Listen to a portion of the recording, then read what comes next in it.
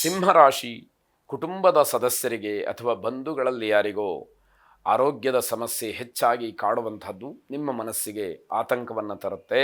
ಆಕಸ್ಮಿಕವಾಗಿ ನಿಮ್ಮ ಆರೋಗ್ಯದಲ್ಲೂ ಕೂಡ ಏರುಪೇರಾಗ್ತಕ್ಕಂತಹ ಸಾಧ್ಯತೆ ಹೆಚ್ಚಾಗಿ ಕಾಣುತ್ತೆ. ಸಾಲದ ವಿಚಾರವಾಗಿ ಈ ದಿವಸ ಅಷ್ಟೊಂದು ಚೆನ್ನಾಗಿಲ್ಲ. ಹಾಗಾಗಿ ಸಾಲದ ವಿಷಯವನ್ನು ಸ್ವಲ್ಪ ನೀವು ಯೋಚನೆ ಮಾಡಿ ತೀರ್ಮಾನ ಮಾಡಬೇಕಾದಂಥದ್ದಾಗತ್ತೆ. ನಿಮ್ಮ ಪರವಾಗಿ ಶಕ್ತಿ ದೇವಾಲಯಗಳಲ್ಲಿ ಪೂಜೆಯನ್ನು ಸಲ್ಲಿಸ್ತಕ್ಕಂಥದ್ದು ಒಳ್ಳೆಯದಾಗಿರುತ್ತೆ. ನಿಮ್ಮ ಆರೋಗ್ಯದ ವಿಚಾರದಿಂದ ಆ ವಿಷಯವನ್ನು ಗಮನಿಸಬೇಕಾದಂಥದ್ದು. ಸಂತೋಷದಿಂದ ಕಳಿಬೇಕಾದಂತಹ ಈ ದಿವಸ ನಿಮ್ಮ ಪಾಲಿಗೆ ಏನೋ ಒಂದು ರೀತಿಯಲ್ಲಿ ಬೇಸರವನ್ನು ತರುತ್ತೆ. ಅದಕ್ಕೆ ಆರೋಗ್ಯ ವ್ಯತ್ಯಾಸ ಆಗ್ತಕ್ಕಂತಹದ್ದು ಕಾರಣ ಅಂತ ಹೇಳಿ ಮೇಲ್ನೋಟಕ್ಕೆ ಗೊತ್ತಾಗ್ತಕ್ಕಂತಹದ್ದು. ಈ ದಿವಸ ನಿಮಗೆ ತುಂಬ ಪರೀಕ್ಷೆಯ ದಿವಸ ಅಂತ ಹೇಳಿ ಅನಿಸುತ್ತೆ. ಎಲ್ಲ ವಿಚಾರಗಳಲ್ಲೂ ಕೂಡ ಹಾಗೆ ಆಗುವಂಥದ್ದು.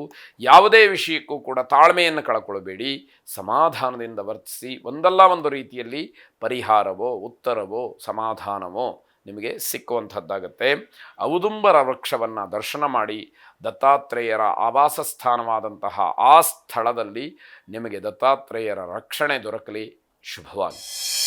ಕನ್ಯಾ ರಾಶಿ ಹಲವಾರು ವಿಚಾರಗಳಲ್ಲಿ ಋಣಾತ್ಮಕವಾಗಿ ಯೋಚನೆಗಳನ್ನು ಮಾಡ್ತಕ್ಕಂಥದ್ದು. ಆ ರೀತಿಯ ಋಣಾತ್ಮಕವಾದಂತಹ ವಿಚಾರಗಳನ್ನು ತೆಗೆದುಹಾಕಿ ದೂರ ಮಾಡಿ ಧನಾತ್ಮಕವಾಗಿ ಚಿಂತನೆಯನ್ನು ಮಾಡ್ತಕ್ಕಂಥದ್ದು. ಮತ್ತೆ ಮತ್ತೆ ಮರುಕಳಿಸುವಾಗ ತಾಳ್ಮೆಯನ್ನು ಕಳ್ಕೊಳ್ತಕ್ಕಂಥದ್ದಾಗತ್ತೆ. ಆ ರೀತಿ ತಾಳ್ಮೆ ಕಳ್ಕೊಂಡಾಗ ಅನರ್ಥಕ್ಕೆ ಕಾರಣವಾಗುವಂತಹ ದಿವಸವಾಗುತ್ತೆ ಇದು. ದಿನಚರಿಯಲ್ಲಿ ಸಣ್ಣ ಪುಟ್ಟ ಬದಲಾವಣೆಗಳು ಆಗಬಹುದು.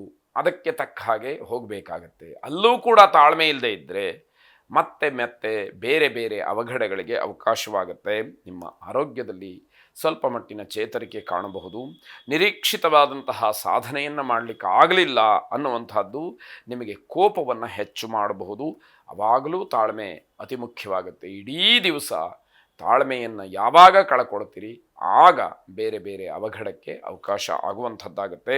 ಕುಟುಂಬದಲ್ಲಿ ಅಸಮಾಧಾನಕರವಾದಂತಹ ವಾತಾವರಣ ಇರುತ್ತೆ. ಮನಸ್ಸಿನಲ್ಲಿ ಶಾಂತಿ ಇರುವುದಿಲ್ಲ. ಮನೆಯಲ್ಲೂ ನೆಮ್ಮದಿ ಇಲ್ಲದೆ ಇರತಕ್ಕಂತಹ ವಾತಾವರಣವನ್ನು ನೋಡಬೇಕು.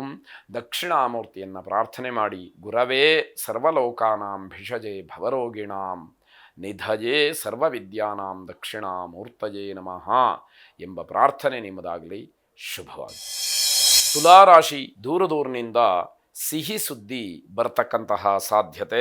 ತುಂಬ ದಿವಸದಿಂದ ಸಮಸ್ಯೆಯಾಗೇ ಉಳಿದಿದ್ದಂತಹ ಯಾವುದೋ ಒಂದು ವ್ಯವಹಾರ ನಿಮಗೆ ಸುಖಾಂತ್ಯಗೊಳ್ಳತಕ್ಕಂತಹ ಸಾಧ್ಯತೆ, ಆ ಸೂಚನೆಗಳು ಹೆಚ್ಚಾಗಿ ಕಾಣ್ತಾ ಇದೆ. ಇದು ಒಂದು ರೀತಿಯಲ್ಲಿ ತುಂಬ ತೃಪ್ತಿಯನ್ನು ಕೊಡುವಂಥದ್ದಾಗತ್ತೆ. ಸಂಬಂಧಿಕರು ಅಥವಾ ಸ್ನೇಹಿತರು ಮನೆಗೆ ಬರಬಹುದು. ಇದರಿಂದ ಮನಸ್ಸಿಗೆ ಸಮಾಧಾನವಾಗುತ್ತೆ. ನಿಮ್ಮೊಂದಷ್ಟು ವಿಚಾರಗಳನ್ನು ಅವರ ಜೊತೆಯಲ್ಲಿ ಚರ್ಚೆ ಮಾಡೋದಕ್ಕೆ ಹಂಚಿಕೊಳ್ಳೋದಕ್ಕೆ ಅವಕಾಶಗಳು ಹೆಚ್ಚಾಗುವಂಥದ್ದಾಗತ್ತೆ. ಹೊಸ ಹೊಸ ವ್ಯಾಪಾರ ವ್ಯವಹಾರ ಉದ್ಯೋಗ ಇತ್ಯಾದಿಗಳ ಬಗ್ಗೆ ಒಂದಷ್ಟು ಚರ್ಚೆಗಳು ನಡೀತಕ್ಕಂಥದ್ದು ಮನಸ್ಸಿಗೆ ಉತ್ಸಾಹವನ್ನು ಸಂತೋಷವನ್ನು ಸಮಾಧಾನವನ್ನು ಹೆಚ್ಚು ಮಾಡಿಕೊಳ್ತಕ್ಕಂತಹ ಒಂದು ಪುಷ್ಟಿ ಇದರಿಂದ ದೊರೆಯುವಂಥದ್ದಾಗತ್ತೆ. ಕುಟುಂಬದಲ್ಲಿ ಮಂಗಳ ಕಾರ್ಯದ ವಿಚಾರವನ್ನು ಪ್ರಸ್ತಾಪ ಮಾಡಬಹುದು. ಬಹಳ ಸಂಭ್ರಮವನ್ನು ಆಚರಿಸ್ತಕ್ಕಂತಹ ಮನಸ್ಥಿತಿಯಲ್ಲಿ ಇರ್ತೀರಿ. ದೂರದ ಸಂಬಂಧಿಕರೂ ಕೂಡ ಜೊತೆಯಲ್ಲಿ ಇರ್ತಾರೆ ಅನ್ನುವಂಥದ್ದು ಬಹಳ ಮುಖ್ಯವಾಗುತ್ತೆ. ಕುಲದೇವತಾ ಪ್ರಾರ್ಥನೆಯನ್ನು ಮಾಡಿ. ಶುಭವಾಗಿ. ವೃಶ್ಚಿಕ ರಾಶಿ ಪ್ರೇಮಿಗಳಲ್ಲಿ ಪರಸ್ಪರ ಭಿನ್ನತೆ ಅಥವಾ ಒಬ್ಬರನ್ನೊಬ್ಬರು ಅರ್ಥ ಮಾಡಿಕೊಳ್ಳದಲ್ಲೇ ಏನೋ ಒಂದು ರೀತಿಯ ದ್ವೇಷಕ್ಕೆ ಅದು ಕಾರಣವಾಗ್ತಕ್ಕಂಥದ್ದಾಗುತ್ತೆ. ಸಂತೋಷವನ್ನು ಹಂಚಿಕೊಳ್ಳೋದಕ್ಕೆ ಅವಕಾಶ ಇರುತ್ತೆ, ಆದರೆ ನಿಮ್ಮ ಮನಸ್ಥಿತಿಯಿಂದ ಅದು ದೂರವಾಗ್ತಕ್ಕಂಥದ್ದು. ಆಕಸ್ಮಿಕವಾಗಿ ಸ್ನೇಹಿತರನ್ನು ಭೇಟಿ ಮಾಡೋದಕ್ಕೆ ಸಾಧ್ಯತೆಗಳಿದೆ. ವ್ಯವಹಾರ ಕ್ಷೇತ್ರದಲ್ಲಿ ನಿಮ್ಮ ಪ್ರಭಾವ ಹೆಚ್ಚು ಹೆಚ್ಚು ಮಹತ್ವವನ್ನು ಪಡಿತಕ್ಕಂಥದ್ದಾಗತ್ತೆ. ದಂಪತಿಗಳಿಗೆ ಸುಖವಾದಂತಹ ಸಂತೋಷವಾದಂತಹ ಸಮಯ ಇದು ಅಂತ ಹೇಳುವಂಥದ್ದು. ಕೆಲವು ದಿವಸಗಳಿಂದ ನಿಮ್ಮನ್ನು ಕಾಡ್ತಾ ಇದ್ದಂತಹ ಜಟಿಲವಾದಂತಹ ಸಮಸ್ಯೆಗಳ ಪರಿಹಾರ ರೂಪವನ್ನು ಪಡ್ಕೊಳ್ಳುತ್ತೆ. ಇದು ಒಂದಷ್ಟು ಸಮಾಧಾನ. ನಿಮಗೆ ಆಶ್ಚರ್ಯ ಆದರೂ ಕೂಡ ಅನುಭವಕ್ಕೆ ಬಂದಾಗ ಸತ್ಯ ಅಂತ ಹೇಳಿ ಅನಿಸುವಂಥದ್ದು.